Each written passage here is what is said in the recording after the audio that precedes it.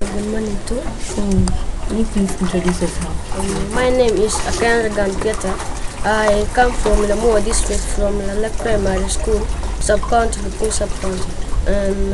I finished my P7 last year, and I'm joining this senior school this year, and I'm age 12. Okay.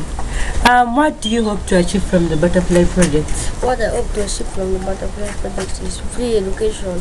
We will study free, and even we'll provide free services like matters, like beds, and so much more. Okay.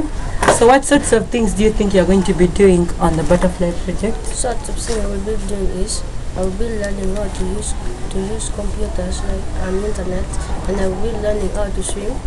Even though I don't know how to swim, and I will be learning also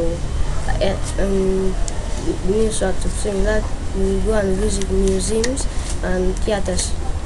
Alright, that's nice of you.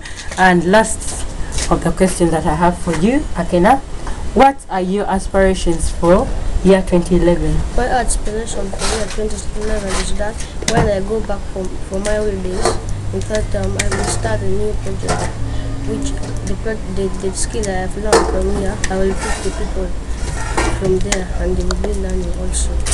Alright, so thank you very much.